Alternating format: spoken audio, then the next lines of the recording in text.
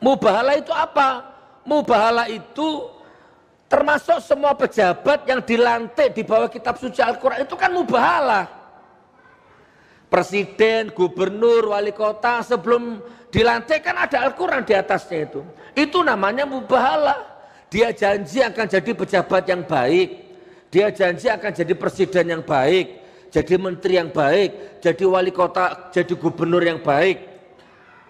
Nah ternyata dilanggar sumpahnya. Dan Anda tahu apa yang terjadi? Semua pejabat yang dilantik di bawah kitab suci Al-Quran dan dia melanggar, sekarang rata-rata hancur hidupnya. Cuma nggak dimasukkan TV, Anda nggak tahu. Termasuk rezim ini, termasuk Pak Jokowi, siapa itu? Disumpah pakai Al-Quran.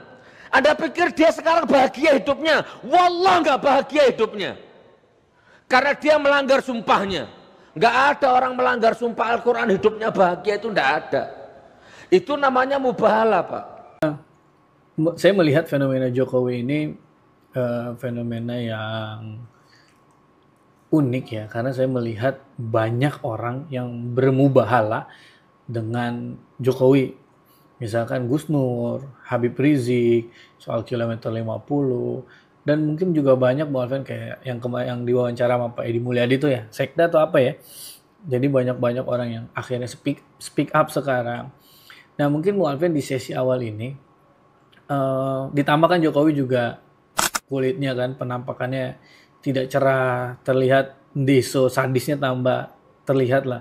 Di sesi awal ini bagaimana Bung Alfian melihat, sepertinya banyak orang yang sudah komentar Bung Alfian, sepertinya mubahalah yang orang-orang yang sudah dizolimi Jokowi ini sedang bergerak pelan-pelan. Ini bagaimana Bung Alfian melihatnya? Bismillahirrahmanirrahim. Pertama kita pahami dulu mubahalah. Mubahalah itu adalah satu istilah yang sangat sakral di mana orang bersumpah. Misalnya kita menuduh seseorang berbuat sesuatu lalu dia tidak berbuat. Bahwasanya kalau saya benar-benar berbuat yang disangkakan itu maka saya akan begini. Yeah. Nah, kasus buat Jokowi saya pikir mubahalah itu memang harus diperbanyak, Bu. Ya, mubahalah dari para petani-petani di Ngawi. Ya, yang dikasih traktor dibalikin lagi. Ini pada Gus Nur, pada HRS terus disuarakan. Mungkin perlu diulang, ya, direview ulang. Apa saja poin-poin yang pernah dimubahalahkan. Ya, kalau buat Gus Nur mungkin kasus ijazah ini dan seterusnya. Kalau buat Habib Rizik insya Allah saya nggak salah ingat KM 50, ya kan? Karena bagaimanapun dan mungkin nanti yang harus muncul yang lain. Kalau perlu ada semacam prosesi mubahalah ulang ya terhadap kalau betul Jokowi tidak bersalah maka Jokowi akan sembuh. Kalau Jokowi tambah hancur berarti ya silakan saja begitu. Dan saya pikir dari saya Bung Kameramen sebelum saya tutup untuk sesi pendapat awal segera dibuat tim gabungan untuk menangkap Jokowi dan keluarganya. Mungkin diawali dengan masalah pernyataan yang enak gitu. Tim gabungan pencari fakta terhadap kejahatan keluarga Jokowi dan untuk menangkap Jokowi dan keluarganya.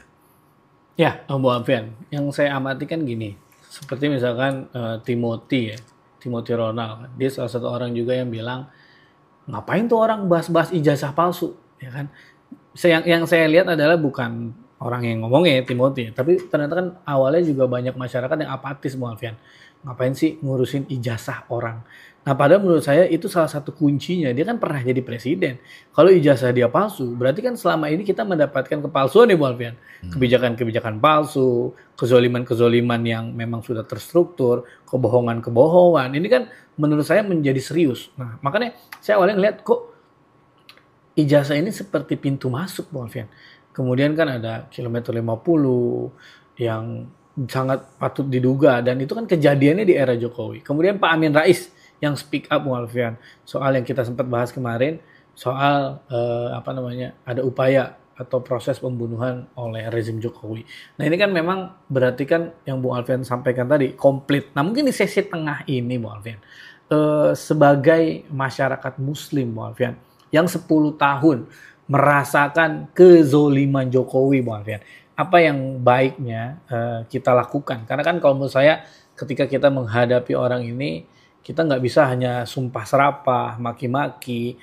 Cuman mungkin apa yang Bung Alfian ingin pesankan kepada masyarakat? Apakah mungkin salah satu langkahnya kayak Pak Edi Mulyadi bagus tuh Bung Alfian yang wawancara langsung Pak siapa gitu.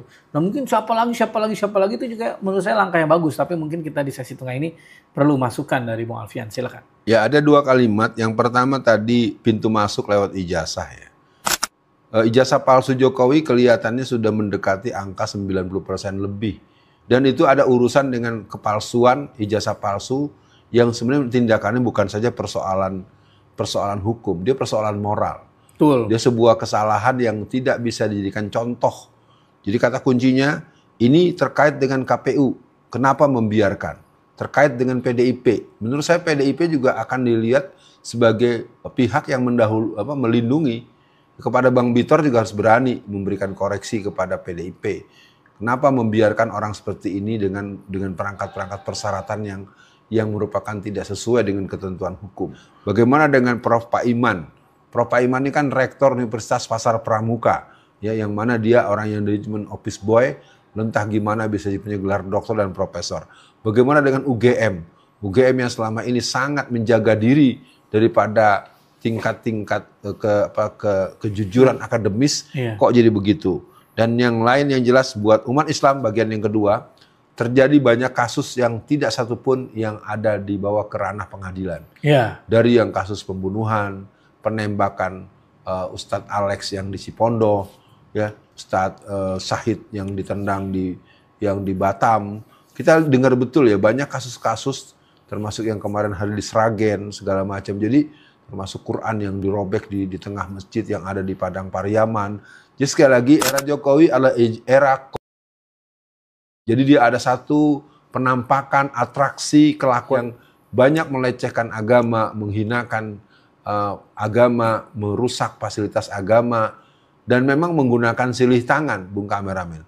Ya, pembabatan Pelang Muhammadiyah di Cemetuk Celuring Banyuwangi itu kan pada 2022 itu kan sebuah kerja yang persis seperti dilakukan oleh nenek moyang mereka sebagai pemuda rakyat atau gerwani pada waktu mereka menyerbu pusat-pusat pesantren dan segala macam.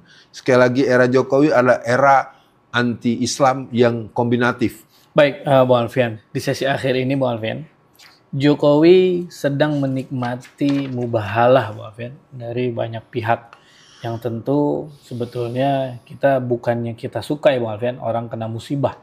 Tapi kalau ini menjadi balasan dari segala perbuatannya, ya memang sering diingatkan oleh para guru kita kan, orang zalim itu akan dibalas Allah di dunia dan di akhirat. Nah mudah-mudahan ini menjadi sedikit banyak menjadi kesadaran untuk masyarakat agar tidak mudah loh menjadikan manusia, jangan sampai mudah gitu menjadikan manusia seperti Jokowi sebagai pusat kebenaran ya Bu Alfian. Dan ini kan juga yang sering diingatkan juga soal Deddy Mulyadi ya, jangan sampai menjadi Jokowi jilid kedua tuh bukan masalah dia zalim atau gimana. Jadi orang tuh jadi kayak berhala baru tuh kan juga nggak pas sih Bu Alfian. Jadi mungkin untuk akhir sesi kali ini pesan Bu Alfian untuk para tokoh ulama aktivis yang selama 10 tahun belakangan dizolimi oleh Jokowi, dan saya juga terfikir kan waktu itu saya sempat sampaikan kepada Bu Alfian bagaimana Bu Alfian menemui orang-orang yang pernah dikriminalisasi oleh Jokowi. Gus Nur sudah bebas, Habib Rizik juga sempat dipenjarakan Bu Alfian. Nah yang kasihan ini Bambang Tri Bu Alfian. Bahkan kan Gus Nur sampai sampaikan ini Bambang Tri belum bisa keluar nih. Nah ini kan ada upaya juga Bu Alfian, kalau nggak salah dengar saya, Bambang Tri ketika di penjara keluarganya kalau nggak salah istrinya atau apanya direbut. Ini kan juga kita nggak tahu apakah ada tangannya Jokowi juga. Untuk closingnya silakan Bu Alfian. Iya. Sebelum masuk pada closing, saya ingin menasihati diri saya sendiri dan semua orang yang sedang hidup di muka bumi sebelum dicabut nyawanya oleh malaikat maut.